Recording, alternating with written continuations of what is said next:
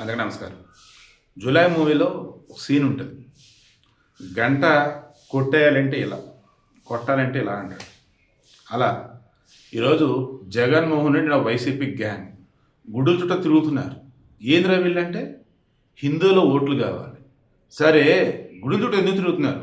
అదే హిందువుల ఓట్లు కాదు. సరే గుడి చుట్టూ ఎందుకు తిరుగుతున్నారు? అదేనా నాయన హిందువుల ఓట్లు కావాలి. అర్థమేలా చెప్పండి సార్. వీళ్ళు తిరుమల లడ్డుకు సంబంధించి భయంకరమైన కల్తీ. అసలు చుక్క పాలు కూడా వాడకుండా నెయ్యిని తయారు చేశారు. సింథటిక్ గీ, కెమికల్ ఆయిల్, మహాపాపం. కానీ ఇంత కూడా బాధ అన్నది లేకుండా, కనీసం క్షమాపణ లేకుండా గొరాతి గొరని ఇప్పటికీ టీడీపీ మీద కూట మీద హడావుడి చేస్తున్నారు. కారణం ఆ వైసీపీలో ఉన్నటువంటి బానిసలైనటువంటి కొంతమంది మనుషులు. ఆ బానిసల్లో హిందువులు కూడా ఉన్నారు. వారిని ఇప్పుడు ముందు పెట్టి గుళ్ళు గోపురాలు తిరుగుతూ వారి చేత మరలా ప్రచారం. చూసారా మా జగన్ గుళ్ళు చుట్టూ తిరుగుతున్నాడు. ఎవరికి కావాలైతే? ఎవరికి కావాలండి? గుడి అన్నప్పుడు, అధికారంలో ఉన్నప్పుడు సతీ సమేతంగా వెళ్ళి స్వామివారికి అమ్మవారికి పట్టువస్త్రం సమర్పించాలి. ఈ రోజన్నా చేశాడా? గుడి సెట్టేస్తాడు ఇంటి దగ్గర. తీర్థం ఇస్తేనేమో తాగడు, ప్రసాదం ఇస్తే తినరు. మళ్ళీ అదేమంటే ప్రసాదాన్ని ఇట్టు తినాలంట, తీర్థాన్ని ఇట్టు తినాలంట. అనకూడదు కానీ చెప్తుంటే నాకు చిరాకు వస్తుంది. ఇప్పటికీ తిరుమల వెళ్ళి స్వామివారిని దర్శించుకుంటాను, నాకు స్వామివారు వచ్చేసి దైవస్వరూపం, దేవుడు ఆయనే కదా అని ఆ డిక్లరేషన్లో నేను శ్రీవారిని స్వామివారిని నమ్ముతున్నాను భగవంతుడు అని చెప్పేసి సంతకం పెట్టాడా? పెట్లా. అదేమంటే what type of country is this, what type of constitution is this తొక్క ఇంకేవో చెప్తాడు ఆ మనిషి. అబ్దుల్ కలాం కన్నా గొప్పవాడా? అరే మొన్న పవన్ కళ్యాణ్ భార్య అయ్యా, ఆమె కన్నా గొప్పవాడా? నువ్వు 4 గోళ్ల మధ్య బైబిల్ చదువుతానంటావు, మీ అమ్మ వచ్చేసి అందరి ముందు బైబిల్ పట్టుకుని వెళ్తా ఉండేది. ఎవరైనా తప్పట్టారా? అనలేదే. జీసస్ దేవుడు నువ్వు అనుకున్నావు, నేను రాముడు అనుకున్నా, ఆయన అల్లా అనుకున్నాడు. ఓకే, అదే చెప్పు. అది చెప్పకుండా నేను 4 గోళ్ల మధ్య బైబిల్ చదువుకుంటాను, గుళ్ళకి వెళ్తాను. ఏంది ఇదంతా? ఇప్పుడు హిందువులంతా కూడా ఆల్మోస్ట్ ఏకమవుతున్నారు. ఏ రకంగా? హిందూ ధర్మానికి ఎవడైతే తూట్లో పొడుస్తున్నాడో వాడిని తుక్కుగా ఓడించడానికి ఎన్నికలలో పోటీ చేస్తే ఇక వాడికి హిందూ ఓటు కూడా పడకొనమంటాను. అది వీళ్ళు తెలుసుకుని ఇప్పుడు ఏం చేస్తున్నారు? గుడి చుట్టూ తిరగడం మొదలెట్టారు. ఏంద్రా గుళ్ళు అంటే మరలా మొన్న పులివెందుల నియోజకవర్గంలో ఏదో గుడి అయ్యా, ఐ థింక్ నందీశ్వర స్వామి గుడి అనుకుంటా. అక్కడ విగ్రహ ప్రతిష్ఠ సమేదో. హరే భగవంతుడా, ఆడి వెళ్ళిందేంటి? ఈయన ముఖ్యమంత్రి అవ్వాలంట, రాజ్యాన్ని ఏలాలంట.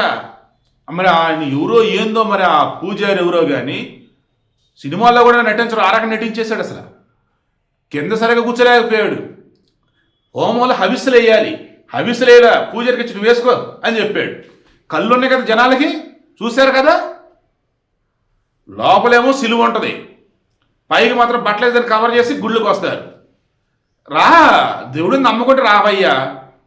ఇప్పుడు నీ ఒంటి మీద సిలువ ఉంది, గుడికి రావద్దని ఎవరు అనలేదా? రా, దేవుణ్ణి దేవులాడు చూస్తే రా, నువ్వు రా. ఇప్పుడు ముస్లిమ్స్లో కొంతమంది గుళ్ళకి వస్తూనే ఉంటారు, అల్లాని నమ్ముతారు.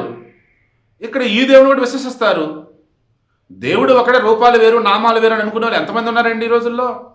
అలాగే మన హిందువులలో కూడా చర్చికి వెళ్ళే వాళ్ళు ఉన్నారు, మసీదుకి వెళ్ళే వాళ్ళు ఉన్నారు, దర్గాలకు వెళ్ళే వాళ్ళు కుప్పలు ఉన్నారు. అసలు దర్గాలకు వెళ్ళేదే హిందువులు. అసలు వీళ్ళు చెప్పుకుంటూ పోతే నిజంగా దేవుని పట్ల విశ్వాసం ఉండి గుడికి వెళ్తే ఎవ్వరేమీ అనరు, సరే కదా, స్వాగతం చెప్తారు. వీళ్ళేమో ఆ గుడికి వెళ్తారు, ఏం చేస్తారో ఏంటో వాళ్ళకే తెలియదు. అక్కడ పూజారి చెప్పిన చేయరు, పద్ధతి తెలియదు. అసలు ఎందుకులే ఆ సంస్కృతి సాంప్రదాయాన్ని తీసి పక్కన పెడదామే. అరే కామన్ మ్యాన్ చేసే ఉంటే అవి కూడా చేయరు వీళ్ళు.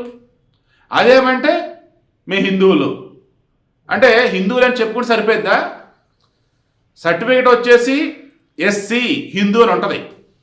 ఎస్సీ మాలా హిందూ, ఎస్సీ మాదిగ హిందూ, ఎస్సీ రెల్లి హిందూ.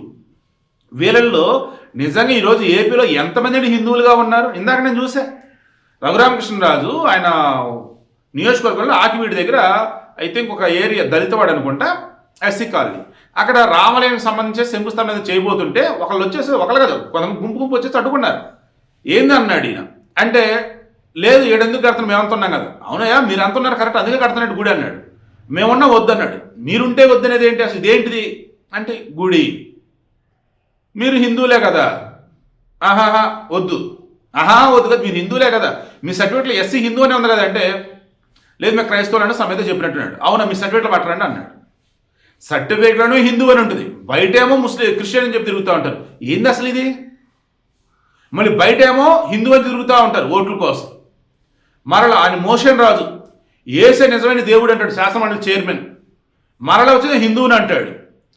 ఏమంటే మీరు క్రిస్టియన్, జగన్ క్రిస్టియనే కదా అంటే తప్పు, మీరు నా కులాన్ని తక్కువ చేయొద్దు అంటాడు. కులాన్ని తక్కువ చేసేది ఏంటి? లేదా కులాన్ని తక్కువ చేయడం కాదు, నా కులాన్ని మీరు కించపరుస్తున్నాడు. కులాన్ని ఎవరు కించపరిచారు? క్రిస్టియన్ అంటే కులమా? ఈ వైసీపీలో ఉన్న వాళ్ళకి కులానికి ఏమాదానికి తేడా తెలియదు. నమ్మే దేవుడి పేరు చెప్పుకోలేరు. వేరే వాళ్ళ దేవుడి దగ్గరికి వచ్చేసి హడావుడి చేస్తూ ఉంటారు. అదంటే బానిసల్లాగా ఉన్నటువంటి కొంతమంది వాళ్ళకి ఓట్లు వేస్తారండి. ఇప్పటికైనా హిందువులలో ఉన్నటువంటి వాళ్ళు ఆ వైసీపీకి కనుక సపోర్ట్గా ఉంటే మారండి. వాళ్ళంత దుర్మార్గులు ఇంకెవరు ఉండరని చెప్పేసి అడుగడుగున నిరూపితమవుతూనే ఉంది. వాళ్ళ పాపాలు అన్నీ నీకు, వాళ్ళ పాపాలకి మీరే కారణం ఈరోజు. ఎందుకంటే మిమ్మల్ని చూసి రకం చేస్తున్నారు. డిక్లరేషన్ ఇచ్చి తిరుమలకు వెళ్ళబోయి అంటే డిక్లరేషన్ ఇవ్వకుండా దేవుడికి ఎందుకు డిక్లరేషన్ అన్నటువంటి వాడితను అతను గుళ్ళు చుట్టూ తిరుగుతుంటే దానికి కొంతమంది హిందువులు సపోర్టు. మీరు హిందువులు అన్నారా బాబు, బానిసలు అంటారు ఈ జగన్ సపోర్ట్ చేస్తే.